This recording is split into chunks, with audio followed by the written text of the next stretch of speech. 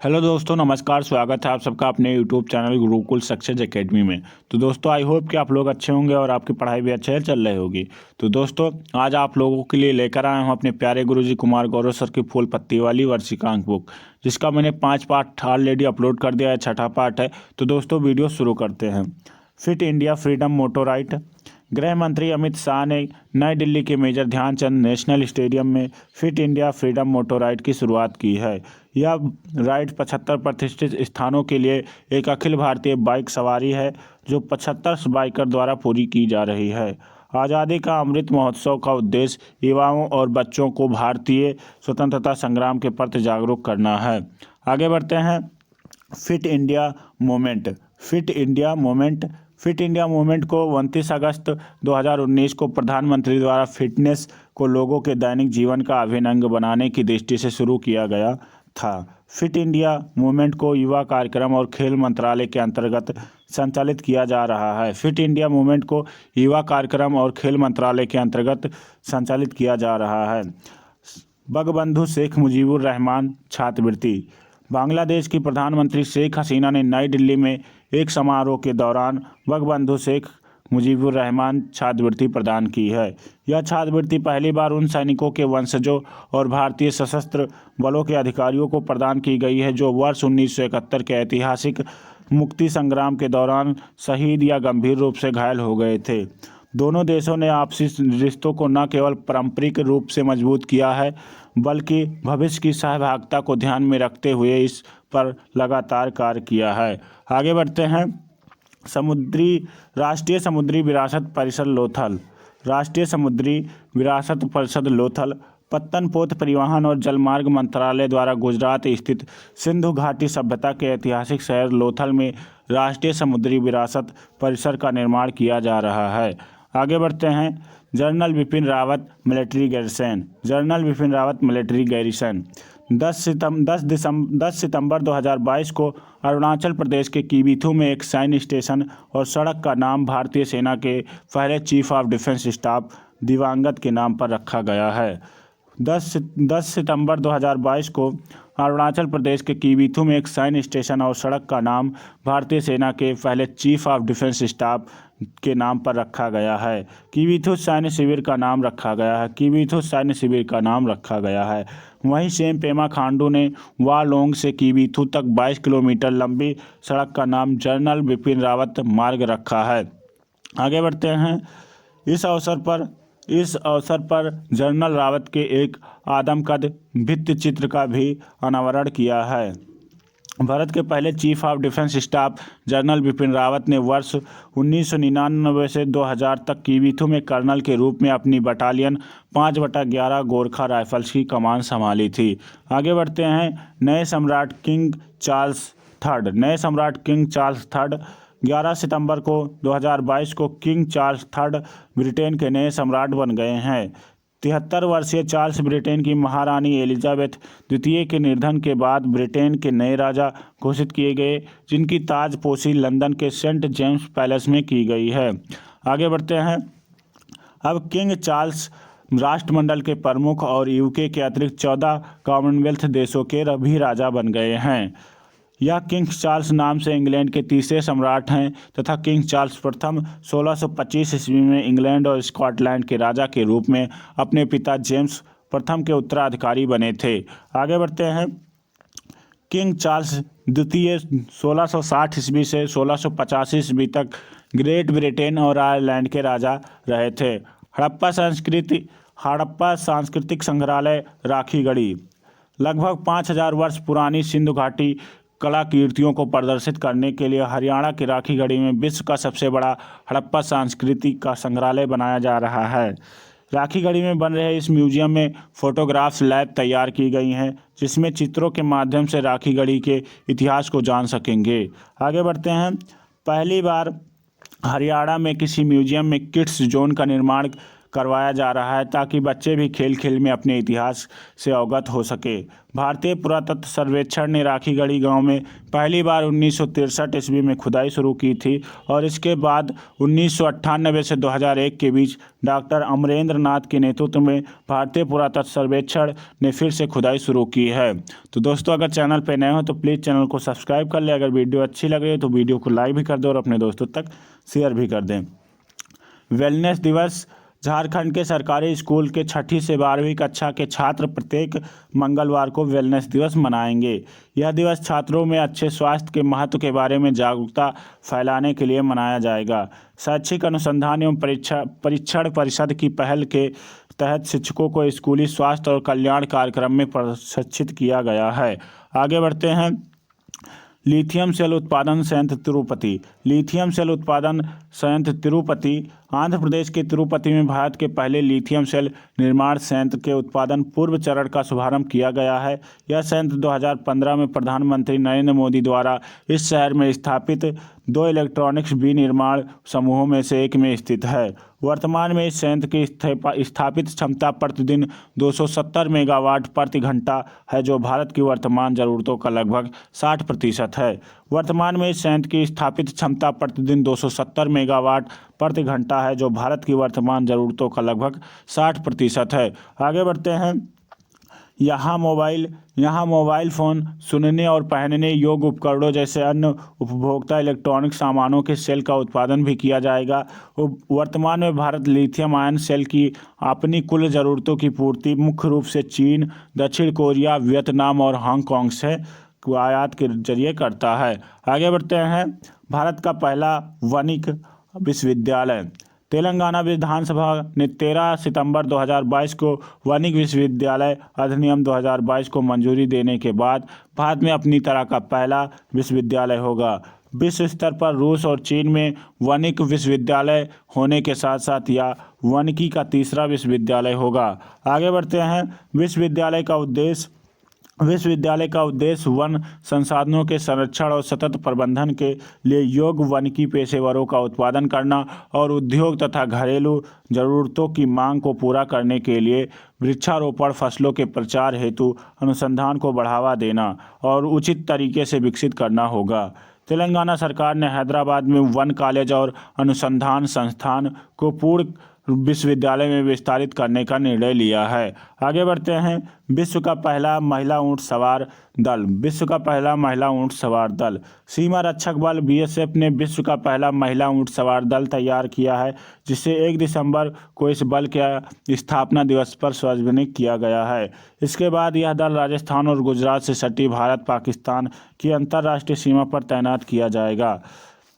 आगे बढ़ते हैं। BSF में वर्ष 2008 में पहली बार महिला प्रहरी की ड्यूटी लगाई गई थी। वहीं राजस्थान में श्रीगंगानगर में सबसे पहले सीमा पर BSF की महिला प्रहरियों को तैनात किया गया था। BSF जो है पाकिस्तान और बांग्लादेश की सीमा पर तैनात होती है और इस BSF की जो है स्थापना 1965 ईस्वी में हुई थी। इसका ध्येयवाक्य है जीवन पर्यटन कर्तव्य। वर्तमान में महानिदेशक पंकज कुमार सिंह हैं। आगे बढ़ते हैं। पहली सेमीकंडक्टर प्रोडक्शन फैक्ट्री। भारत की दिग्गज कंपनी वेदांता और ताइवान की इलेक्ट्रॉनिक्स निर्माता कंपनी फॉक्सकॉन गुजरात में भारत की पहली सेमीकंडक्टर प्रोडक्शन फैक्ट्री स्थापित करे गए। पहले यह फैक्ट्री महाराष्ट्र में लगने वाली थी। वेदांता गुजरात में 1000 एकड़ ज़मीन पर इस प्लांट को लगाएगी। वही फॉक्सकॉन इस प्रोजेक्ट में तकनीकी भागीदारी के रूप में काम करेगी। आगे बढ़ते हैं। राष्ट्रीय लॉजिस्टिक नीति। 17 सितंबर 2022 को प्रधानमंत्री नरेंद्र मोदी ने नई दिल्ली में राष्ट्रीय लॉजिस्टिक नीति का शुभारंभ किया है। नई राष्ट्रीय माल परिवहन नीति का उद्देश्य परिवहन क्षेत्र की चुनौतियों से निपटना और अगले 5 वर्षों में माल ढुलाई की लागत को GDP के 14 से 15% से घटाकर 10% से कम कर देना है। नई राष्ट्रीय माल परिवहन नीति का उद्देश्य परिवहन क्षेत्र की चुनौतियों से निपटना और अगले 5 वर्ष में माल ढुलाई की लागत को GDP के 14 से 15 से घटाकर 10% से कम करने का लक्ष्य है। आगे बढ़ते हैं। भारत का पहला स्वच्छ सुजल प्रदेश। भारत का पहला स्वच्छ सुजल प्रदेश। अंडमान निकोबार द्वीप समूह को भारत का पहला स्वच्छ सुजल प्रदेश घोषित किया गया है। अंडमान और निकोबार द्वीप समूह के सभी गांवों को हर घर जल सुविधा और खुले में शौच से मुक्त घोषित किया गया है। 1,10,000 से अधिक गांवों के खुले में शौच से मुक्त होने के बाद अब पेयजल, स्वच्छता और शौचालय जैसी बुनियादी सुविधाओं पर ध्यान दिया गया है। आगे बढ़ते हैं। पर्यटन और सांस्कृतिक राजधानी वाराणसी। पर्यटन और सांस्कृतिक राजधानी वाराणसी। समरकंद उज्बेकिस्तान में शंघाई सहयोग संगठन के राष्ट्रीय अध्यक्षों की 22वीं बैठक में वाराणसी को वर्ष 2022 और 23 के लिए शंघाई सहयोग संगठन की पहली पर्यटन और सांस्कृतिक राजधानी नामित किया गया है। वर्ष 2022 और 23 के दौरान वाराणसी में कई सांस्कृतिक आउटरीच कार्यक्रम आयोजित किए जाएंगे। आगे बढ़ते हैं। वाराणसी। वाराणसी इसका प्राचीन नाम काशी है, जिसकी राजधानी बनारस या वाराणसी थी। यह जैन धर्म के 23वें तीर्थंकर भगवान पारसनाथ की जन्मस्थली रही है। भारत का सबसे पुराना संस्कृत कॉलेज जोनाथन द्वारा 1791 ईस्वी में कॉर्नवालिस के शासन के दौरान स्थापित किया गया था। भारत का सबसे पुराना संस्कृत कॉलेज जोनाथन द्वारा 1771 ईस्वी में कॉर्नवालिस के शासन के दौरान स्थापित किया गया था। एनी बेसेंट ने वर्ष 1898 ईस्वी में सेंट्रल हिंदू कॉलेज की स्थापना की थी। एनी बेसेंट ने 1898 में सेंट्रल हिंदू कॉलेज की स्थापना की थी। आगे बढ़ते हैं। नैनो खाद्य प्लांट। नैनो खाद्य प्लांट। उत्तर प्रदेश के प्रयागराज में भारत का दूसरा नैनो खाद्य प्लांट तैयार हो गया है, जिसे सरकार की मंजूरी मिलते ही उत्पादन आरंभ हो जाएगा। इफ्को की भारत में पहली नैनो खाद्य की इकाई गुजरात स्थित कलोल में लगी थी, जिसका शुभारंभ मई 2022 में प्रधानमंत्री नरेंद्र मोदी द्वारा किया गया था। दूसरे चरण में बरेली और प्रयागराज में इकाइयों का स्थापित की गई हैं। आगे बढ़ते हैं।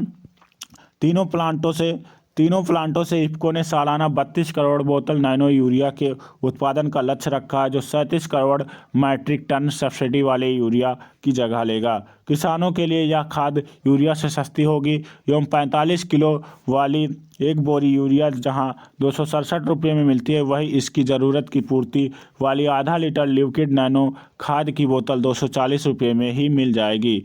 आगे बढ़ते हैं। महिला विधायकों को एक दिन आरक्षित। महिला विधायकों को एक दिन आरक्षित। 19 सितंबर 2022 को शुरू हुए उत्तर प्रदेश विधानमंडल के मानसून सत्र में पहली बार विधानसभा में 22 सितंबर को महिला विधायकों के लिए एक दिन आरक्षित किया गया है। भारत में यह अपनी तरह का पहला प्रयास है। इस दौरान विधानसभा में प्रश्नकाल के बाद महिला प्रतिनिधियों एवं महिलाओं से संबंधित मुद्दों पर चर्चा की गई है। आगे बढ़ते हैं। उत्तर प्रदेश की वर्तमान विधानसभा में 47 तथा विधान परिषद में 6 महिलाएं सदस्य हैं। उत्तर प्रदेश की वर्तमान विधानसभा में 47 और विधान परिषद में 6 महिला सदस्य हैं। उत्तर प्रदेश की लोकसभा सीट 80 है और राज्यसभा सीट 31 है और विधानसभा सीट 403 है और विधान परिषद सीट 100 है। उत्तर प्रदेश खाद्य सुरक्षा एटलस। खाद्य सुरक्षा एटलस। पूर्वी भारत में बिहार और उड़ीसा के बाद झारखंड तीसरा राज्य बन गया है, जिसने ग्रामीण क्षेत्रों के लिए खाद्य सुरक्षा एटलस उपलब्ध कराया है। ग्रामीण झारखंड 2022 का खाद्य सुरक्षा एटलस रांची में लॉन्च किया गया है। आगे बढ़ते हैं। अंबेडकर सर्किट। अंबेडकर सर्किट। 8 सितंबर 2022 को धर्मशाला में केंद्रीय पर्यटन और संस्कृति मंत्री जी किशन रेड्डी ने अंबेडकर सर्किट को कवर करने के लिए एक विशेष पर्यटन ट्रेन की घोषणा की है। बजट सत्र से पहले भारत में नेशनल टूरिज्म पॉलिसी के तहत विकास भी और विरासत भी तर्ज पर टूरिज्म सेक्टर का विकास किया जा रहा है। आगे बढ़ते हैं।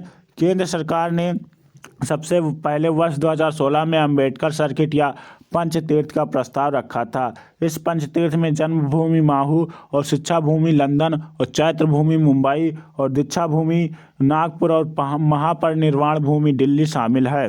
तेलंगाना के मुख्यमंत्री चंद्रशेखर राव ने तेलंगाना के नए सचिवालय का नाम डॉक्टर भीमराव अंबेडकर के नाम पर रखने का फैसला किया है। तमिलनाडु सरकार द्वारा 14 अप्रैल को समानता दिवस के रूप में मनाने की घोषणा की गई है। आगे बढ़ते हैं। भारत का पहला कोचिंग हब जयपुर। भारत का पहला कोचिंग हब जयपुर राजस्थान के युवाओं को प्रतियोगी परीक्षाओं की तैयारी के लिए बेहतर सुविधा देने तथा कोचिंग संस्थानों को सुनियोजित तरीके से स्थान उपलब्ध कराने के लिए जयपुर के प्रतापनगर को भारत का पहला कोचिंग हब के रूप में विकसित किया जा रहा है। यह राज्य सरकार की एक अनूठी परियोजना है जिसके माध्यम से देश प्रदेश के छात्र छात्रों को एक ही परिसर में सभी शिक्षण सुविधाएं उपलब्ध कराई जाएंगी। आगे बढ़ते हैं।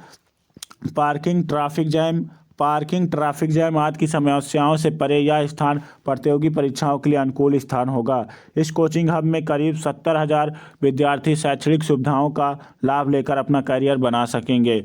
आगे बढ़ते हैं। विश्व का पहला सीएनजी टर्मिनल 29 सितंबर 2022 को प्रधानमंत्री नरेंद्र मोदी ने गुजरात के भावनगर में विश्व के पहले सीएनजी टर्मिनल का शिलान्यास किया है। Vibrate Gujarat global business summit 2019 के दौरान फोरसाइट ग्रुप ने गुजरात में इस सीएनजी टर्मिनल की स्थापना के लिए गुजरात मेरीटाइम बोर्ड के साथ समझौते ज्ञापन पर हस्ताक्षर किए थे। आगे बढ़ते हैं।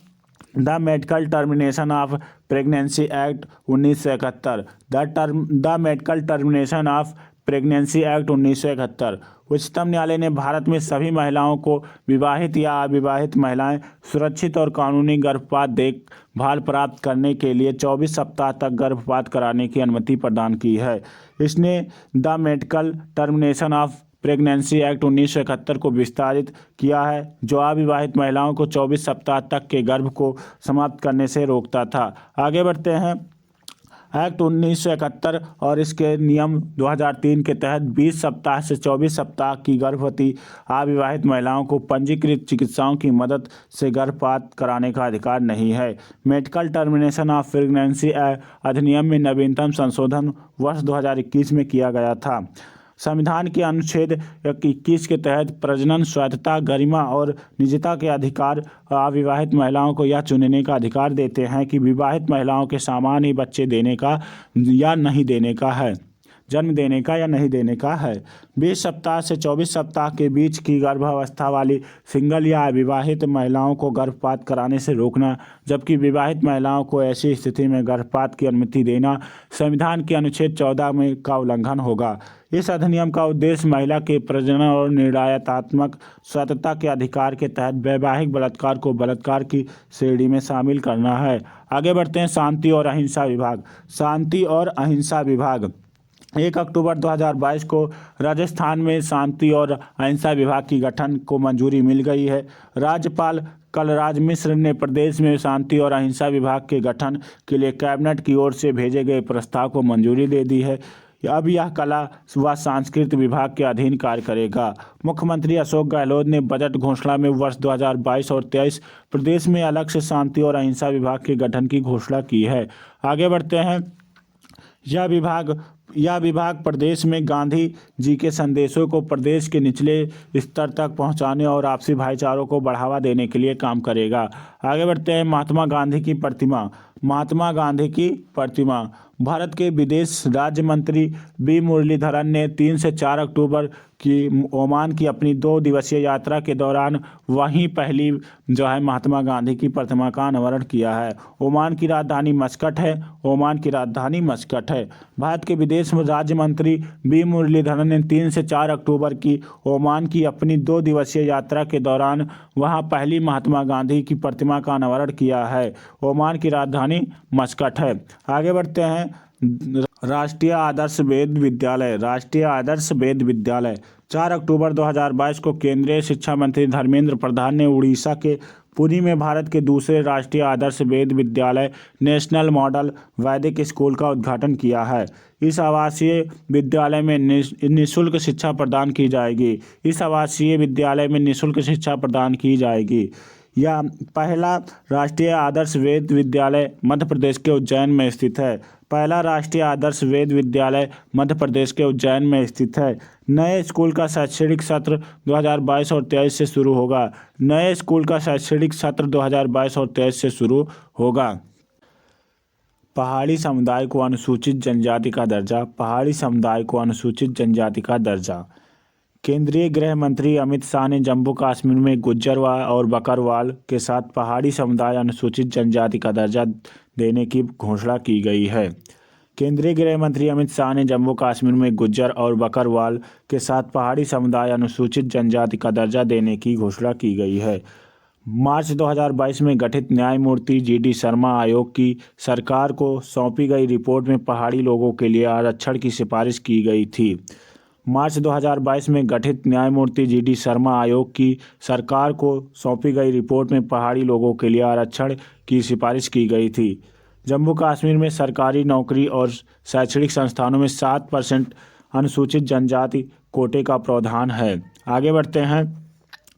गुज्जर और बकरवाल को अप्रैल 1991 से अनुसूचित जनजाति का लाभ मिल रहा था, जबकि पहाड़ी समुदाय को जनवरी 2020 से OBC श्रेणी में 4% कोटा दिया गया था। गुज्जर और बकरवाल को अप्रैल 1991 से अनुसूचित जनजाति का लाभ मिल रहा था, जबकि पहाड़ी समुदाय को जनवरी 2020 से OBC श्रेणी में 4% कोटा दिया गया था। पहाड़ी समुदाय द्वारा 1975 से ही अनुसूचित जनजाति के दर्जे की मांग की जा रही थी। पहाड़ी समुदाय द्वारा 1975 से ही अनुसूचित जनजाति के दर्जे की मांग की जा रही थी। आगे बढ़ते हैं। 89वें संविधान संशोधन 2003 के द्वारा अनुच्छेद 338A को जोड़ा गया, जिसके द्वारा राष्ट्रीय अनुसूचित जनजाति आयोग को संवैधानिक निकाय बनाया गया। भारत के वर्तमान जनजाति कार्य मंत्री हैं श्री अर्जुन मुंडा। भारत के वर्तमान जनजाति कार्य मंत्री हैं श्री अर्जुन मुंडा। आगे बढ़ते हैं। प्रांतीय सशस्त्र सीमा बल की महिला बटालियन। प्रांतीय सशस्त्र सीमा बल की महिला बटालियन उत्तर प्रदेश में वीर एवं साहसी महिलाओं के नाम पर 3 प्रांतीय सशस्त्र सीमा बल की महिला बटालियन की स्थापना की गई है। उत्तर प्रदेश में वीर एवं साहसी महिलाओं के नाम पर 3 प्रांतीय सशस्त्र सीमा बल की महिला बटालियन का स्थापित की गई हैं। यह बटालियन भदोही, लखनऊ और गोरखपुर में स्थापित की गई हैं। इन 3 बटालियन का नाम रानी अवंतीबाई लोधी, उदय देवी और झलकारी बाई के नाम पर रखा गया है, जिन्होंने भारत के स्वतंत्रता संग्राम में अपने प्राणों का बलिदान दिया था। यह 3 बटालियन का नाम रानी अवंतीबाई लोधी, उदय देवी और झलकारी बाई के नाम पर रखा गया है, जिन्होंने भारत के स्वतंत्रता संग्राम में अपने प्राण का बलिदान दिया था। आगे बढ़ते हैं। उत्तर प्रदेश में महिलाओं की सुरक्षा और सशक्तिकरण अभियान मिशन शक्ति शुरू किया गया है, जिसके तहत प्रदेश के पुलिस बल में नियुक्ति हेतु महिलाओं को 20% आरक्षण रखा गया है, ताकि महिलाओं को सुरक्षा देने के साथ साथ उन्हें आत्मनिर्भर बनाया जा सके। उत्तर प्रदेश में महिलाओं की सुरक्षा और सशक्तिकरण अभियान मिशन शक्ति शुरू किया गया है, जिसके तहत प्रदेश के पुलिस बल में नियुक्ति हेतु महिलाओं को 20% आरक्षण रखा गया है, ताकि महिलाओं को सुरक्षा देने के साथ साथ उन्हें आत्मनिर्भर बनाया जा सके। आगे बढ़ते हैं। भारत का पहला सौर ऊर्जा संचालित गांव। गुजरात का मोटेरा गांव को भारत का पहला सौर ऊर्जा संचालित गांव घोषित किया गया है। गुजरात के मोटेरा गांव को भारत का पहला सौर ऊर्जा संचालित गांव घोषित किया गया है। इसके लिए गांव में बैटरी ऊर्जा भंडारण प्रणाली का प्रयोग किया गया है। दिन के समय घरों में लगे सोलर पैनल से बिजली पैदा होगी, जबकि सूर्यास्त के बाद बैटरी ऊर्जा भंडारण प्रणाली के माध्यम से निवासियों को बिजली की आपूर्ति की जाएगी। दिन के समय घरों में लगे सोलर पैनल से बिजली पैदा होगी, जबकि सूर्यास्त के बाद बैटरी ऊर्जा भंडारण प्रणाली के माध्यम से निवासियों को बिजली की आपूर्ति की जाएगी। आगे बढ़ते हैं। इस पहली परियोजना के लिए राज्य सरकार के द्वारा 12 हेक्टेयर भूमि आवंटित की गई थी। इस पहली योजना के लिए राज्य सरकार द्वारा 12 एकड़ भूमि आवंटित की गई थी। इसके साथ ही मोटेरा गांव के सूर्य मंदिर में हेरिटेज लाइटिंग और 3D प्रोजेक्शन भी सौर ऊर्जा के माध्यम से ही संचालित होंगे। आगे बढ़ते हैं। जस्टिस KG बालकृष्ण आयोग। केंद्र सरकार ने भारत के पूर्व चीफ जस्टिस KG बालकृष्ण की अध्यक्षता में आयोग गठित किया है जो उन नए व्यक्तियों को अनुसूचित जाति का दर्जा देने के मामले की जांच करेगा जो ऐतिहासिक रूप से अनुसूचित जाति से संबंधित होने का दावा करते हैं लेकिन भारतीय संविधान के अनुच्छेद 341 के तहत राष्ट्रपति के आदेशों में उल्लेखित धर्मों के अतिरिक्त दूसरे धर्म में परिवर्तित हो गए हैं। केंद्र सरकार ने भारत के पूर्व चीफ जस्टिस के.जी. बालकृष्ण की अध्यक्षता में आयोग गठित किया है जो उन नए व्यक्तियों को अनुसूचित जाति का दर्जा देने के मामले की जांच करेगा जो ऐतिहासिक रूप से अनुसूचित जाति से संबंधित होने का दावा करते हैं लेकिन भारतीय संविधान के अनुच्छेद 341 के तहत राष्ट्रपति के आदेशों में उल्लेखित धर्मों के अतिरिक्त दूसरे धर्म में परिवर्तित हो गए हैं। आगे बढ़ते हैं। राष्ट्रपति के आदेशों के अनुसार अनुसूचित जाति का दर्जा केवल हिंदू, सिख और बौद्ध धर्म का पालन करने वाले व्यक्तियों के लिए उपलब्ध है। राष्ट्रपति के आदेशों के अनुसार अनुसूचित जाति का दर्जा केवल हिंदू, सिख और बौद्ध धर्म का पालन करने वाले व्यक्तियों के लिए उपलब्ध है। मौजूदा अनुसूचित जाति के कुछ प्रतिनिधियों ने मौजूदा अनुसूचित जातियों के सदस्यों पर इसके नकारात्मक प्रभाव के कारण नए व्यक्तियों को अनुसूचित जाति का दर्जा देने पर आपत्ति जताई है। मौजूदा अनुसूचित जाति के कुछ प्रतिनिधियों ने मौजूदा अनुसूचित जातियों के सदस्यों पर इसके नकारात्मक प्रभाव के कारण नए व्यक्तियों को अनुसूचित जाति का दर्जा देने पर आपत्ति जताई है। आगे बढ़ते हैं। भारत का पहला बहुकला सांस्कृतिक केंद्र। भारत का पहला बहुकला सांस्कृतिक केंद्र। ईशा अंबानी ने मुंबई में नीता मुकेश अंबानी कल्चरल सेंटर नामक एक अंतर्राष्ट्रीय स्तर का बहुकला सांस्कृतिक केंद्र खोलने की घोषणा की है। ईशा अंबानी ने मुंबई में नीता मुकेश अंबानी कल्चरल सेंटर नामक एक अंतर्राष्ट्रीय स्तर का बहुकला सांस्कृतिक केंद्र खोलने की घोषणा की है। यह केंद्र उनकी मां नीता मुकेश अंबानी को समर्पित है। यह केंद्र उनकी मां नीता मुकेश अंबानी को समर्पित है। कला के क्षेत्र में यह सांस्कृतिक केंद्र देश में अपनी तरह का पहला केंद्र होगा। कला के क्षेत्र में यह सांस्कृतिक केंद्र देश में अपनी तरह का पहला केंद्र होगा। आगे बढ़ते हैं। सपनों के शहर मुंबई के जियो वर्ल्ड सेंटर में नीता मुकेश अंबानी कल्चरल सेंटर को बनाया जाएगा जिसमें एक 3 मंजिल इमारत में परफॉर्मिंग और विजुअल आर्ट्स का प्रदर्शन होगा। सपनों की शहर मुंबई के जियो वर्ल्ड सेंटर में नीता मुकेश अंबानी कल्चरल सेंटर को बनाया जाएगा जिसमें एक 3 मंजिल इमारत में परफॉर्मिंग और विजुअल्स आर्ट का प्रदर्शन होगा। आगे बढ़ते हैं। Water sports centre. केंद्रीय खेल मंत्री अनुराग सिंह ठाकुर ने हिमाचल प्रदेश के बिलासपुर में एक वाटर स्पोर्ट्स सेंटर का उद्घाटन किया है। केंद्रीय खेल मंत्री अनुराग सिंह ठाकुर ने हिमाचल प्रदेश के बिलासपुर में एक वाटर स्पोर्ट्स सेंटर का उद्घाटन किया है। हिमाचल प्रदेश में अपनी तरह का यह पहला वाटर स्पोर्ट्स सेंटर भारतीय खेल प्राधिकरण और राष्ट्रीय ताप विद्युत निगम NTPC द्वारा संयुक्त रूप से शुरू किया गया है। हिमाचल प्रदेश में अपनी तरह का यह पहला वाटर स्पोर्ट्स सेंटर भारतीय खेल प्राधिकरण और NTPC द्वारा संयुक्त रूप से शुरू किया गया है। आगे बढ़ते हैं। महात्मा गांधी को समर्पित पहला संग्रहालय। अमेरिका के न्यू जर्सी में महात्मा गांधी के जीवन और संदेश को समर्पित अमेरिका का पहला संग्रहालय आम लोगों के लिए खोल दिया गया है। अमेरिका की न्यू जर्सी में महात्मा गांधी के जीवन और संदेशों को समर्पित अमेरिका का पहला संग्रहालय आम लोगों के लिए खोल दिया गया है। यह अमेरिका में राष्ट्रपिता को समर्पित पहला संग्रहालय है। संग्रहालय में कलाकृतियों के साथ साथ डिजिटल डिस्प्ले स्क्रीन है जिनसे शांति अहिंसा के प्रेरणा स्रोत के रूप में विश्व विख्यात हस्ती के जीवन की घटनाओं को देख सकते हैं और सुन सकते हैं। इसे आदित्य बिरला समूह और न्यू जर्सी स्थित गांधीवादी सोसाइटी की साझेदारी में विकसित किया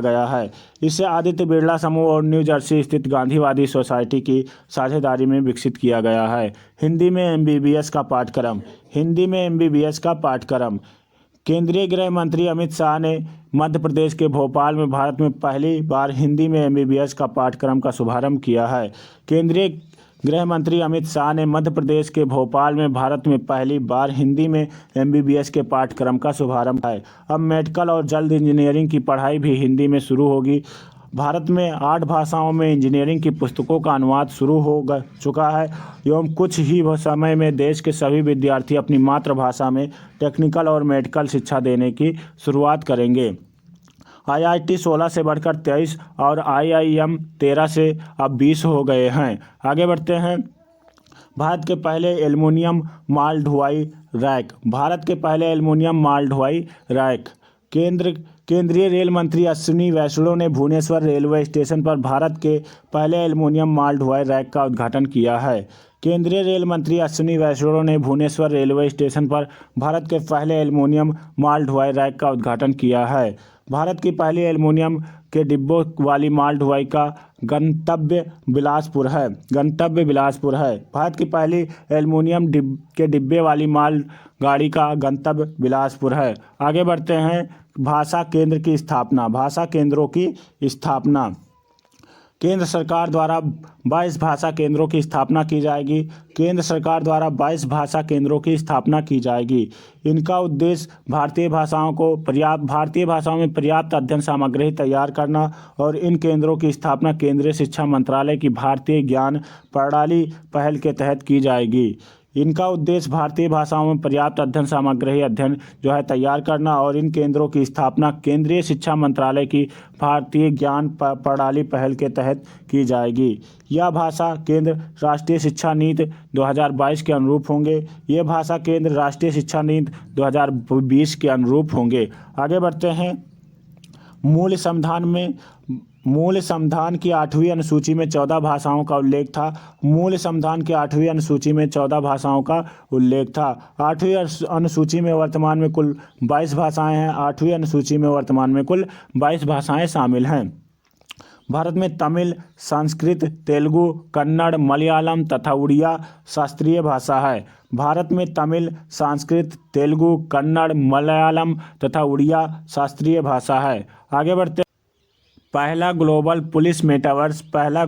पुलिस मेटावर्स। इंटरपोल ने नई दिल्ली में 90 इंटरपोल जनरल एम्बेसी के एक सेशन में पुलिस मेटावर्स लॉन्च किया है। इंटरपोल मेटावर्स के माध्यम से विश्व के इंटरपोल मुख्यालय से वर्चुअल माध्यम से वहां कार्य कर रहे अधिकारियों से सीधे जुड़ा जा सकता है। इंटरपोल मेटावर्स के माध्यम से विश्व के इंटरपोल मुख्यालय से वर्चुअल माध्यम से वहां कार्य कर रहे अधिकारियों से जुड़ा जा सकता है। इस मेटावर्स की मदद से फॉरेंसिक जांच और अन्य पुलिस कौशल में प्रशिक्षण पाठ्यक्रम से सीधे जुड़ा जा सकता है। आगे बढ़ते हैं। यह सुविधा इंटरपोल के सुरक्षित क्लाउड के माध्यम से प्रदान की गई है। इसके विकास के लिए वर्ल्ड इकोनॉमिक्स फोरम ने इंटरपोल, मेटा, माइक्रोसॉफ्ट और अन्य के साथ भागीदारी की है। इसके विकास के लिए वर्ल्ड इकोनॉमिक्स फोरम ने इंटरपोल, मेटा, माइक्रोसॉफ्ट और अन्य के साथ भागीदारी की है। आगे बढ़ते हैं। Border outpost Krishna.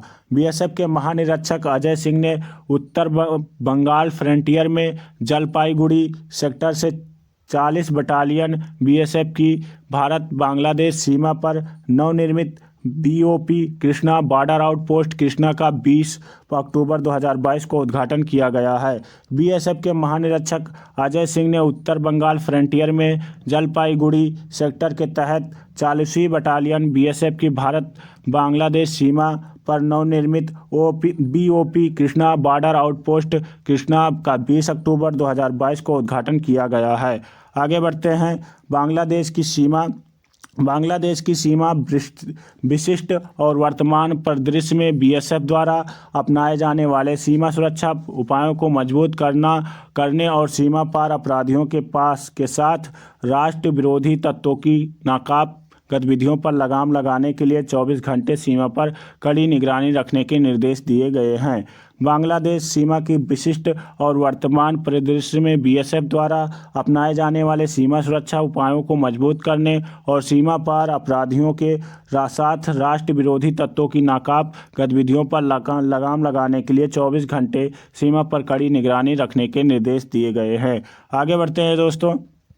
Fit India freedom run 3.0। Fit India freedom run 3.0 आज़ादी का अमृत महोत्सव के साथ के एक भाग के रूप में फिट इंडिया फ्रीडम रन 3.0 का आयोजन किया गया है। आज़ादी का अमृत महोत्सव के एक भाग के रूप में फिट इंडिया फ्रीडम रन 3.0 का आयोजन किया गया है। इसका उद्देश्य बेहतर स्वास्थ्य और फिटनेस के लिए लोगों को पैदल चलने और दौड़ने की आदत डालनी चाहिए। इसका उद्देश्य स्वास्थ्य और फिटनेस के लिए लोगों में पैदल चलने और दौड़ने की आदत डालनी चाहिए।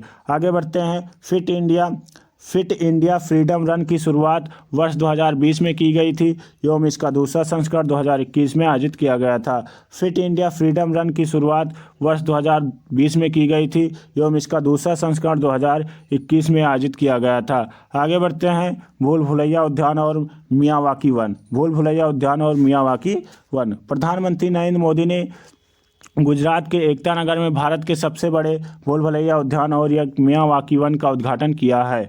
प्रधानमंत्री नरेंद्र मोदी ने गुजरात के एकता नगर में भारत के सबसे बड़े भूल भुलैया उद्यान और एक मियावाकी वन का उद्घाटन किया है। यह उद्घाटन स्टैचू ऑफ यूनिटी के चारों ओर विकसित किया गया है। भारत का सबसे बड़ा भूल भुलैया उद्यान यंत्र के आकार में है जो 2100 मीटर मार्ग के साथ 3 एकड़ में फैला हुआ है। भारत का सबसे बड़ा भूल भुलैया उद्यान यंत्र के आकार में जो 2100 मीटर मार्ग के साथ 3 एकड़ में फैला हुआ है। आगे बढ़ते हैं। Miyawaki one. मियावाकी वन का नाम एक जापानी वनस्पति शास्त्री डॉक्टर अरिका मियावाकी द्वारा विकसित तकनीक के नाम पर रखा गया है। इसके तहत विभिन्न प्रजातियों के पौधे एक दूसरे के करीब लगाए जाते हैं, अंततः घने शहरी जंगलों में विकसित हो जाते हैं। इसके तहत विभिन्न प्रजातियों के पौधे एक दूसरे के करीब लगाए जाते हैं जो अंततः घने शहरी जंगलों में विकसित हो जाते हैं। इस विधि के प्रयोग से पौधों की वृद्धि 10 गुना तेज हो जाती है। इसके फलस्वरूप विकसित वन 30 गुना अधिक सघन होते हैं। आगे बढ़ते हैं। Miyawaki one. मियावाकी पद्धति के माध्यम से एक वन को केवल 2 से 3 वर्षों में विकसित किया जा सकता है, जबकि पारंपरिक पद्धति से इसमें कम से कम 20 से 30 वर्ष लगते हैं। आगे बढ़ते हैं। 2 फिंगर टेस्ट पर रोक। 2 फिंगर टेस्ट पर रोक। Justice D.Y.. चंद्रचूड़ और जस्टिस हेमा कोहली की बेंच के निर्णय के तहत 2 फिंगर टेस्ट करने वालों पर सख्त कानूनी कार्रवाई की जानी चाहिए। Justice D.Y.. चंद्रचूड़ और जस्टिस हेमा कोहली की बेंच के निर्णय के तहत 2 फिंगर टेस्ट करने वालों पर सख्त कानूनी कार्रवाई की जानी चाहिए। इसके साथ देश के पुलिस बलों और डॉक्टरों को इस फैसले से अवगत कराने का भी निर्देश दिया गया है। इसी के साथ देश के पुलिस बलों और डॉक्टरों को इस फैसले से अवगत कराने के भी निर्देश दिए गए हैं। आगे बढ़ते हैं। इस अदालत ने बलात्कार या यौन उत्पीड़न के मामलों में 2 उंगली के परीक्षण 2 फिंगर टेस्ट के इस्तेमाल को बार बार खारिज किया है। अतः सुप्रीम कोर्ट ने 2 फिंगर टेस्ट पर रोक लगा दी है। दरअसल देश के कानून व्यवस्था में रेप केस पुष्टि के लिए पीड़िता को 2 फिंगर टेस्ट कराया जाता था। इस टेस्ट को बलात्कार और यौन हमले की पीड़िता पर किया जाता था, जिस पर अब कोर्ट ने प्रतिबंध लगा दिया है। आगे बढ़ते हैं। मनगढ़ धाम। 1 नवंबर 2022 को प्रधानमंत्री नरेंद्र मोदी ने राजस्थान के बांसवाड़ा जिले में मनगढ़ धाम की गौरव गाथा कार्यक्रम में शामिल हुए थे। 1 नवंबर 2022 को प्रधानमंत्री नरेंद्र मोदी ने राजस्थान के बांसवाड़ा जिले में मनगढ़ धाम की गौरव गाथा में शामिल हुए थे। संस्कृति मंत्रालय द्वारा कार्यक्रम का आयोजन बांसवाड़ा जिले के मनगढ़ धाम में भील आदिवासियों और अन्य जनजातियों के सदस्यों की एक सभा को संबोधित करते हुए किया गया है। आगे बढ़ते हैं। इस कार्यक्रम में राजस्थान, मध्य प्रदेश और गुजरात के मुख्यमंत्री भी शामिल हुए थे। मनगढ़ धाम राजस्थान व गुजरात की सीमा पर बांसवाड़ा जिले की आनंदपुरी पंचायत समिति क्षेत्र की पहाड़ी पर मनगढ़ धाम स्थित है। राजस्थान व गुजरात की सीमा पर बांसवाड़ा जिले की आनंदपुरी पंचायत समिति क्षेत्र की पहाड़ी पर मनगढ़ धाम स्थित है। 17 नवंबर 1913 को गुरु गोविंद के नेतृत्व में अंग्रेजों से स्वतंत्रता की लड़ाई लड़ते हुए करीब 1500 आदिवासी शहीद हुए थे। भारत का पहला fish aqua park Arunachal Pradesh के मत्स्य मंत्री ने भारत का पहला एक्वा पार्क तथा उत्तर पूर्वी भारत का पहला फिश म्यूजियम अरुणाचल प्रदेश में बनाए जाने की घोषणा की है। अरुणाचल प्रदेश के मत्स्य मंत्री ने भारत का पहला एक्वा पार्क तथा उत्तर पूर्वी भारत का पहला फिश म्यूजियम अरुणाचल प्रदेश में बनाए जाने की घोषणा की है। आगे बढ़ते हैं। 3 वर्ष पहले प्रधानमंत्री नरेंद्र मोदी ने नीली क्रांति लाने के लिए प्रधानमंत्री मत्स्य संपदा योजना के तहत प्रत्येक राज्य और केंद्र शासित प्रदेश के लिए एक एकीकृत एक्वा पार्क की घोषणा की थी। आगे बढ़ते हैं। डोनीपोल हवाई अड्डा। डोनीपोलो हवाई अड्डा। केंद्रीय मंत्रिमंडल ने अरुणाचल प्रदेश की राजधानी ईटानगर के होलोंगी में स्थित ग्रीनफील्ड हवाई अड्डे का नामकरण डोनीपोलो हवाई अड्डा ईटानगर के रूप में करने की मंजूरी दी है। केंद्रीय मंत्रिमंडल ने अरुणाचल प्रदेश की राजधानी ईटानगर के होलोंगी में स्थित ग्रीनफील्ड हवाई अड्डे का नामकरण डोनीपोलो हवाई अड्डा ईटानगर के रूप में करने की मंजूरी दी है। हवाई अड्डे का नाम डोनीपोलो एयरपोर्ट ईटानगर इस राज्य की परंपरा एवं समृद्धि संस्कृति विरासत के प्रतीक सूर्य डोनी और चंद्रमा पोलो के प्रति लोगों के सम्मान को दर्शाता है। आगे बढ़ते हैं। भारत सरकार ने जनवरी 2019 में होलोंगी ग्रीनफील्ड हवाई अड्डे के विकास के लिए सैद्धांतिक स्वीकृति प्रदान की थी। भारत का पहला महिला मोहल्ला क्लिनिक। दिल्ली के मुख्यमंत्री अरविंद केजरीवाल ने राजधानी दिल्ली में भारत का पहला महिला मोहल्ला क्लिनिक का उद्घाटन किया है। दिल्ली के मुख्यमंत्री अरविंद केजरीवाल ने राजधानी दिल्ली में भारत का पहला महिला मोहल्ला क्लिनिक का उद्घाटन किया है। पहले फेज में 100 ऐसे क्लिनिक खोले जाएंगे जहां सभी डॉक्टर्स और कर्मचारी महिलाएं ही होंगी। पहले फेज में 100 ऐसे क्लिनिक खोले जाएंगे जहां सभी डॉक्टर्स और कर्मचारी महिलाएं ही होंगी। आगे बढ़ते हैं। प्रस्तावित 4 मोहल्ला क्लिनिक नई दिल्ली, महरौली, कोंडली और ओखला विधानसभा में होंगे। इससे पहले पूरी दिल्ली में 521 आम आदमी मोहल्ला क्लिनिक चला रहे हैं, जिसमें महिला और पुरुष दोनों को ही मुफ्त में इलाज दिया जाता है। इससे पहले पूरी दिल्ली में 521 आम आदमी मोहल्ला क्लिनिक चला रहे हैं, जिसमें महिला और पुरुष दोनों को एक ही मुफ्त इलाज दिया जाता है। आगे बढ़ते हैं। Urban mobility India conference and expo. Urban mobility India conference and expo 4 से 16 नवंबर 2022 तक आवास और शहरी मामलों के मंत्रालय द्वारा आयोजित urban mobility Indian conference and expo को 15वां संस्करण कोच्चि में आयोजित किया गया है। 4 से 6 नवंबर 2022 तक आवास और शहरी मामलों के मंत्रालय द्वारा आयोजित urban mobility India conference and expo का 15वां संस्करण कोच्चि में आयोजित किया गया है। इसका विषय आज़ादी @ 75 सतत आत्मनिर्भर गहरी शहरी गतिशीलता है। इसका विषय जो है आज़ादी @ 75 सतत आत्मनिर्भर शहरी गतिशीलता है। इस कार्यक्रम का उद्देश्य शहर और राज्य स्तर पर क्षमताओं का निर्माण करना और शहरी परिवहन से जुड़ी समस्याओं का समाधान करना है। इस कार्यक्रम का उद्देश्य है शहर और राज्य स्तर पर क्षमताओं का निर्माण करना और शहरी परियोजना से जुड़ी समस्याओं का समाधान करना है। आगे बढ़ते हैं। विश्व की सबसे लंबी यात्री ट्रेन। स्विट्जरलैंड में विश्व की सबसे लंबी यात्री ट्रेन होने का रिकॉर्ड बना है, जिसमें 100 डिब्बे हैं और इस ट्रेन की लंबाई लगभग 2 किलोमीटर है। स्विट्जरलैंड में विश्व की सबसे लंबी यात्री ट्रेन होने का रिकॉर्ड बना है, जिसमें 100 डिब्बे हैं और इस ट्रेन की लंबाई लगभग 2 किलोमीटर है।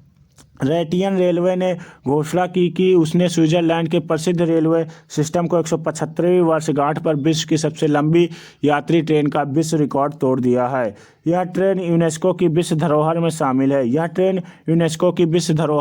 शामिल है। आगे बढ़ते हैं। भारतीय रेलवे ने 15 अगस्त को सुपर वसुकी नाम से भारत की सबसे लंबी मालगाड़ी चलाई थी, जो 3.5 किलोमीटर लंबी थी। भारतीय रेलवे ने 15 अगस्त को सुपर वसुकी नाम से भारत की सबसे लंबी मालगाड़ी चलाई थी, जो 3.5 किलोमीटर लंबी है। आगे बढ़ते हैं। विश्व की पहली वैदिक घड़ी।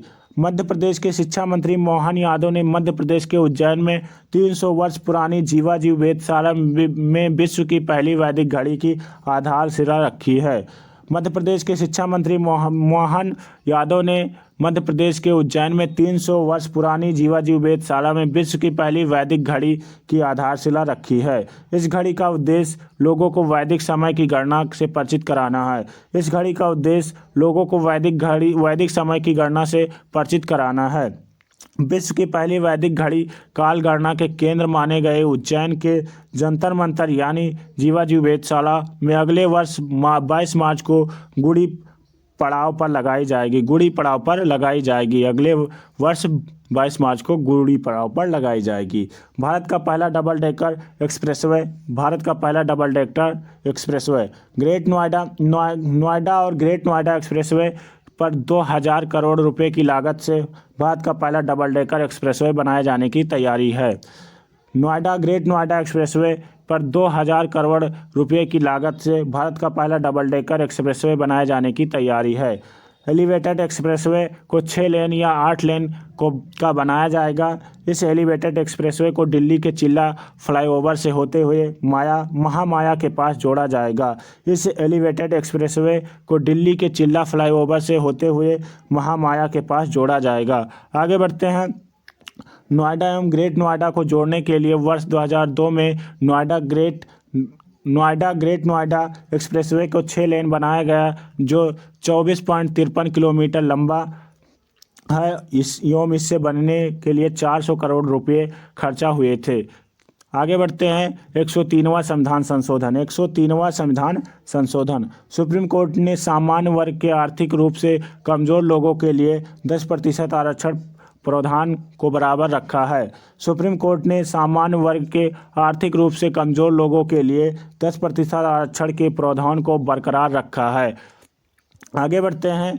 5 जजों की बेंच 3:2 से 103वें संविधान संशोधन को सही माना है।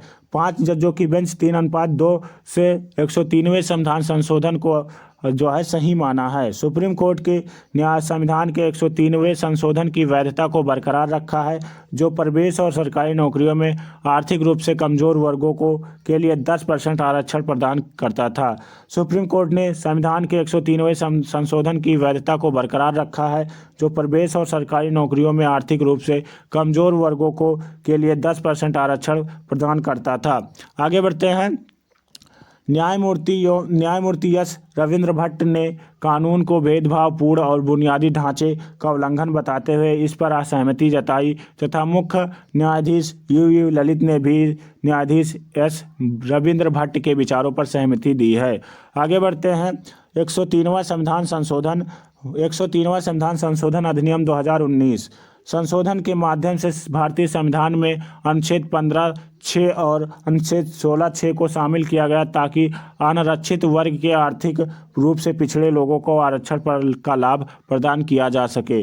संशोधन के माध्यम से भारतीय संविधान में अनुच्छेद 15(6) और अनुच्छेद 16(6) को शामिल किया गया ताकि अनारक्षित वर्ग के आर्थिक रूप से पिछड़े लोगों को आरक्षण का लाभ प्रदान किया जा सके। आगे बढ़ते हैं। World travel market 2022। लंदन में वर्ल्ड ट्रैवल मार्केट 2022 का आयोजन 7 से 9 नवंबर 2022 तक किया गया है। लंदन में वर्ल्ड ट्रैवल मार्केट 2022 का आयोजन 7 से 9 नवंबर 2022 तक किया गया है। इस प्रदर्शनी का विषय the future of travel start now इस प्रदर्शनी का विषय है। भारत सरकार ने पर्यटन मंत्रालय ने वर्ल्ड ट्रैवल मार्केट 2022 में भागीदारी की थी। भारत सरकार के पर्यटन मंत्रालय ने वर्ल्ड ट्रैवल मार्केट 2022 में भागीदारी की थी। आगे बढ़ते हैं। शुद्ध शून्य कार्बन उत्सर्जन। उत्तर प्रदेश सरकार ने वर्ष 2041 तक मथुरा वृंदावन को शुद्ध शून्य कार्बन उत्सर्जन पर्यटन स्थल बनाए जाने की घोषणा की है। उत्तर प्रदेश सरकार ने वर्ष 2041 तक मथुरा वृंदावन को शुद्ध शून्य कार्बन उत्सर्जन पर्यटन स्थल बनाए जाने की घोषणा की है। यह भारत में किसी पर्यटन स्थल के लिए पहला कार्बन न्यूट्रल मास्टर प्लान है। यह भारत में किसी पर्यटन स्थल के लिए पहला कार्बन न्यूट्रल मास्टर प्लान है। इस क्षेत्रों में सार्वजनिक परिवहन के रूप में उपयोग किए जाने वाले केवल इलेक्ट्रॉनिक्स वाहनों को जाने की अनुमति होगी। आगे बढ़ते हैं। भारत ने 2070 तक शुद्ध शून्य कार्बन उत्सर्जन का लक्ष्य रखा है। भारत ने 2070 तक शुद्ध शून्य कार्बन उत्सर्जन का लक्ष्य तय किया। 4 स्टार ईट राइट स्टेशन प्रमाणन। 4 स्टार ईट राइट स्टेशन प्रमाणन। भोपाल रेलवे स्टेशन को उच्च गुणवत्ता युक्त पौष्टिक भोजन यात्रियों को प्रदान करने के लिए 4 स्टार ईट राइट स्टेशन प्रमाणन से सम्मानित किया गया है। भोपाल रेलवे स्टेशन को उच्च गुणवत्ता युक्त पौष्टिक भोजन यात्रियों को प्रदान करने के लिए 4 स्टार ईट राइट स्टेशन प्रमाणन से सम्मानित किया गया है। 4 स्टार रेटिंग यात्रियों को सुरक्षित और स्वच्छ भोजन उपलब्ध कराने के लिए स्टेशन द्वारा पूर्ण अनुपालन का संकेत देती है। 4 स्टार रेटिंग यात्रियों को सुरक्षित और स्वच्छ भोजन उपलब्ध कराने के लिए स्टेशन द्वारा पूर्ण अनुपालन का संकेत देती है। आगे बढ़ते हैं। इस प्रमाण से प्रमाणित और अन्य रेलवे स्टेशन हैं जो हैं Anand Vihar terminal railway station Delhi, Chhatrapati Shivaji terminal Mumbai, Mumbai central railway station, Baroda railway station, Chandigarh railway station शामिल है। Anand Vihar terminal railway station Delhi, Chhatrapati Shivaji terminal Mumbai, Mumbai central railway station, Baroda railway station, Chandigarh railway station इसमें शामिल हैं। आगे बढ़ते हैं।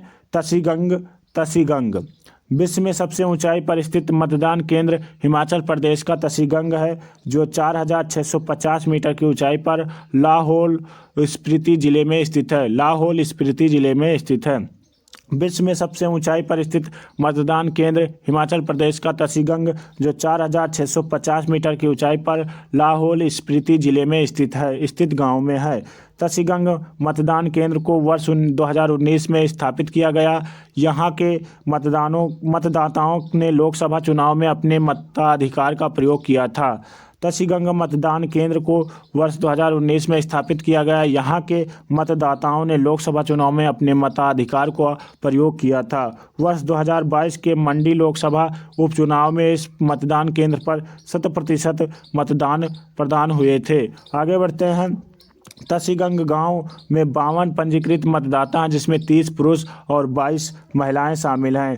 तसीगंग गांव में 52 पंजीकृत मतदाता हैं, जिसमें से 30 पुरुष हैं और 22 महिलाएं शामिल हैं। इससे पहले लाहौल स्पीति के हिक्किम पोलिंग बूथ को सर्वोच्च मतदान केंद्र होने का दर्जा जो हासिल है। इससे पहले लाहौल स्पीति के हिक्किम पोलिंग बूथ को सर्वोच्च मतदान केंद्र होने का जो है दर्जा हासिल है। आगे बढ़ते हैं। भारत का पहला मल्टी लॉजिस्टिक पार्क। भारत का पहला multi modal logistic park. Bharat का पहला multi modal logistic park Chennai में भारत का पहला multi modal logistic park Reliance industry बनाने जा रही है। चेन्नई में भारत का पहला multi modal logistic park Reliance industry बनाने जा रही है। इससे अत्याधुनिक फ्रेट हैंडलिंग फैसिलिटी 3 चरणों में बनाया जाएगा। इसकी कुल लागत करीब 1424 करोड़ रुपए होगी, जिसमें से करीब 783 करोड़ रुपए का निवेश रिलायंस करेगी। इसकी कुल लागत करीब 1424 करोड़ रुपए होगी, जिसमें से करीब 783 करोड़ रुपए का निवेश रिलायंस करेगी। आगे बढ़ते हैं। गंगा विशाल क्रूज सेवा। गंगा विशाल क्रूज सेवा वाराणसी के रविदास घाट से उत्तर प्रदेश के मुख्यमंत्री योगी आदित्यनाथ ने गंगा विशाल क्रूज के टाइम टेबल का विमोचन किया है। वाराणसी के रविदास घाट से उत्तर प्रदेश के मुख्यमंत्री योगी आदित्यनाथ ने गंगा विशाल क्रूज के टाइम टेबल का विमोचन किया है। केंद्र सरकार ने 10 जनवरी 2023 में उत्तर प्रदेश के वाराणसी और असम के डिब्रूगढ़ के बीच विश्व की सबसे लंबी नदी क्रूज सेवा शुरू करने का प्रस्ताव रखा है। केंद्र सरकार ने 10 जनवरी 2023 में उत्तर प्रदेश के वाराणसी और असम में डिब्रूगढ़ के बीच विश्व की सबसे लंबी नदी क्रूज सेवा शुरू करने का प्रस्ताव रखा है। यह उत्तर प्रदेश के काशी से विश्व के सबसे लंबी रिवर सिस्टम यात्रा है। वाराणसी से डिब्रूगढ़ तक 3200 किलोमीटर का सफ़र करीब 50 दिनों में तय किया जाएगा। वाराणसी से डिब्रूगढ़ तक 3200 किलोमीटर का सफ़र करीब 50 दिनों में तय किया जाएगा। आगे बढ़ते हैं। 50 दिनों की यह यात्रा भारत और बांग्लादेश के 27 रिवर सिस्टम से होकर गुजरेगी। 50 से अधिक अहम जगहों पर रुकेगी, जिसमें से विश्व विरासत स्थल भी शामिल होंगे। इस लंबी यात्रा में क्रूज पर गीत संगीत, सांस्कृतिक कार्यक्रम, जिम आदि सुविधाएं भी यात्रियों को मिलेंगी। इस्पात का उत्पादन भारत के इस्पात क्षेत्र में पिछले 8 वर्षों में उल्लेखनीय प्रगति की है। जहां वह पहले इस्पात का बड़ा आयातक देश था, वहीं अब वह निर्यातक देश बन गया है। भारत ने इस्पात के क्षेत्र में पिछले 8 वर्षों में उल्लेखनीय प्रगति की है। जहां वह पहले इस्पात का बड़ा आयातक देश था, वहीं अब वह निर्यातक देश बन गया है। वैश्विक स्तर पर भारत चीन के बाद इस्पात के दूसरे सबसे बड़े इस्पात उत्पादक के रूप में सामने आया है। वैश्विक स्तर पर भारत चीन के बाद इस्पात के दूसरे सबसे बड़े इस्पात उत्पादक के रूप में सामने आया है। आगे बढ़ते हैं। पिछले 8 वर्षों में प्रति व्यक्ति इस्पात की खपत 50% की बढ़ोतरी के साथ 57.8 किलोग्राम से बढ़कर 78 किलोग्राम हो गई है। भारत में इस्पात की स्थापित क्षमता प्रति वर्ष 100 बिलियन टन से बढ़कर लगभग 150 बिलियन टन हो गई है और इस तरह इस्पात उत्पादन में अच्छी वृद्धि की देखी गई है। भारत में इस्पात की स्थापित क्षमता प्रति वर्ष 100 मिलियन टन से बढ़कर लगभग 150 मिलियन टन हो गई है और इस तरह इस्पात उत्पादन में अच्छी वृद्धि दर्ज की गई है। लौह इस्पात संयंत्र बोकारो झारखंड में स्थित है और भिलाई छत्तीसगढ़ में स्थित है। राउरकेला उड़ीसा में स्थित है। दुर्गापुर पश्चिम बंगाल में स्थित है। बोकारो झारखंड में स्थित है। भिलाई छत्तीसगढ़ में स्थित है। राउरकेला उड़ीसा में स्थित है। दुर्गापुर पश्चिम बंगाल में स्थित है। आगे बढ़ते हैं। सीता माता की 251 फीट ऊंची प्रतिमा 251 फीट ऊंची प्रतिमा सीता माता की बिहार के सीतामढ़ी जिले के राधोपुर बखरी में सीता माता की 251 फीट ऊंची प्रतिमा स्थापित करने की तैयारी हो गई है। बिहार के सीतामढ़ी जिले के राधोपुर बखरी में सीता माता की 251 फीट ऊंची प्रतिमा स्थापित करने की तैयारी शुरू हो गई है। यह भारत में सीता माता की सबसे ऊंची प्रतिमा तथा इसका निर्माण रामायण रिसर्च काउंसिल द्वारा कराया जा रहा है। यह भारत में सीता माता की सबसे ऊंची प्रतिमा तथा इसका निर्माण रामायण रिसर्च काउंसिल द्वारा कराया जा रहा है। आगे बढ़ते हैं। यह देश का पहला सांस्कृतिक दूतावास केंद्र भी स्थापित किया जाएगा। यहाँ देश का पहला सांस्कृतिक दूतावास केंद्र भी स्थापित किया जाएगा। सीतामढ़ी में स्थापित होने वाली सीता माता की प्रतिमा के प्रचार प्रसार के लिए 14 जनवरी से रथ यात्रा रवाना की जाएगी, जो संपूर्ण देश में भ्रमण करेगी। सीतामढ़ी में स्थापित होने वाली सीता माता की प्रतिमा के प्रचार प्रसार के लिए 14 जनवरी से रथ यात्रा रवाना की जाएगी, जिसमें भ्रमण करेगी। आगे बढ़ते हैं। तवांग युद्ध स्मारक 21 नवंबर 2022 को अरुणाचल प्रदेश के मुख्यमंत्री पेमा खांडू ने तवांग में विस्तारित और पुनर्निर्मित युद्ध स्मारक को वर्ष 1962 के भारत और चीन युद्ध के 60 वर्ष पर देश को समर्पित किया है। 21 नवंबर 2022 को अरुणाचल प्रदेश के मुख्यमंत्री पेमा खांडू ने तवांग में विस्तारित और पुनर्निर्मित युद्ध स्मारक को वर्ष 1962 के भारत युद्ध चीन के 60 वर्षों पर देश को समर्पित किया है। तवांग में युद्ध स्मारक 1962 के युद्ध में शहीद हुए सैनिकों की याद दिलाता है। तवांग में युद्ध स्मारक 1962 के युद्ध में शहीद हुए सैनिकों की याद दिलाता है। 1962 में बुनियादी ढांचा बहुत खराब होने के बावजूद भारतीय सेना ने बहादुरी से लड़ाई लड़ी और मातृभूमि की रक्षा के लिए हजारों सैनिक कुर्बान हुए। 1962 में बुनियादी ढांचा बहुत खराब होने के बावजूद भारतीय सेना ने बहादुरी से लड़ाई लड़ी और मातृभूमि की रक्षा के लिए हजारों सैनिक कुर्बान हो गए। आगे बढ़ते हैं। UNESCO Bharat Africa hackathon 2022 UNESCO Bharat Africa hackathon 2022 22 नवंबर 2022 को उत्तर प्रदेश के मुख्यमंत्री योगी आदित्यनाथ ने ग्रेट नोएडा में गौतम बुद्ध विश्वविद्यालय में यूनेस्को भारत अफ्रीका हैकथॉन 2022 का उद्घाटन किया है। 22 नवंबर 2022 को उत्तर प्रदेश के मुख्यमंत्री योगी आदित्यनाथ ने ग्रेट नोएडा में गौतम बुद्ध विश्वविद्यालय में यूनेस्को भारत अफ्रीका हैकथॉन 2022 का उद्घाटन किया है। योगी आदित्यनाथ ने भाग लेने वाले अफ्रीकी छात्रों को वाराणसी, प्रयागराज, अयोध्या जैसे प्राचीन शहरों और राज्य के अन्य शहरों की यात्रा करने के लिए आमंत्रित किया है। योगी आदित्यनाथ ने भाग लेने वाले अफ्रीकी छात्रों को वाराणसी, प्रयागराज, अयोध्या जैसे प्राचीन शहरों और राज्यों के अन्य शहरों की यात्रा करने के लिए आमंत्रित किया है। आगे बढ़ते हैं। हैकाथॉन, जिसे एक कोड फेस्ट के रूप में भी जाना जाता है, एक सामाजिक कोडिंग घटना है जो कंप्यूटर प्रोग्रामर और अन्य इच्छुक लोगों को एक अन्य नए सॉफ्टवेयर बनाने या सुधारने के लिए एक साथ एक मंच पर लेकर आता है। हैकाथॉन, जिसे एक कोड फेस्ट के रूप में भी जाना जाता है, एक सामाजिक कोडिंग घटना है जो कंप्यूटर प्रोग्रामर और अन्य इच्छुक लोगों को एक नए सॉफ्टवेयर बनाने या सुधारने के लिए एक साथ एक मंच पर लेकर आता है। आगे बढ़ते हैं। आतंक को प्रायोजित करने वाला राज्य, आतंकवाद को प्रायोजित करने वाला राज्य। 23 नवंबर 2022 को यूरोपीय संघ की संसद ने एक ऐतिहासिक कदम उठाते हुए रूस को आतंकवाद को प्रायोजित करने वाला राज्य घोषित कर दिया है। 23 नवंबर 2022 को यूरोपीय संघ की संसद ने एक ऐतिहासिक कदम उठाते हुए रूस को आतंकवाद को प्रायोजित करने वाला राज्य घोषित कर दिया है। यूरोपीय सांसदों ने रूस को आतंकवाद का प्रायोजक देश बताने वाले प्रस्ताव के पक्ष में मतदान किया है। आगे बढ़ते हैं। वीर बाल दिवस। वीर बाल दिवस 9 जनवरी 2022 को प्रधानमंत्री नरेंद्र मोदी ने प्रतिवर्ष 26 दिसंबर को वीर बाल दिवस के रूप में मनाए जाने की घोषणा की है। 9 जनवरी 2022 को प्रधानमंत्री नरेंद्र मोदी ने प्रतिवर्ष 26 दिसंबर को वीर बाल दिवस के रूप में मनाए जाने की घोषणा की है। यह दिन जो है साहिबजादों यानी गुरु गोविंद सिंह के चारों पुत्रों को श्रद्धांजलि देने के लिए मनाया जाता है। यह दिन साहिबजादों यानी गुरु गोविंद सिंह के चारों पुत्रों को श्रद्धांजलि देने के लिए मनाया जाता है। आगे बढ़ते हैं। इस दिन साहिबजादे फतेह सिंह और साहिबजादे जोरावर सिंह की शहादत हुई थी। उन्हें दीवार में जिंदा चुनवा दिया गया था। इस दिन साहिबजादे फतेह सिंह और साहिबजादे जोरावर सिंह की शहादत हुई थी। इन्हें दीवार में जिंदा चुनवा दिया गया था। इन्होंने आधार्मिक मार्ग पर चलने की बजाय मृत्यु को प्राथमिकता दी थी। चारों साहिबजादे अन्याय के आगे कभी नहीं झुके और वह एक सामंजस्यपूर्ण विश्व बनाना चाहते थे।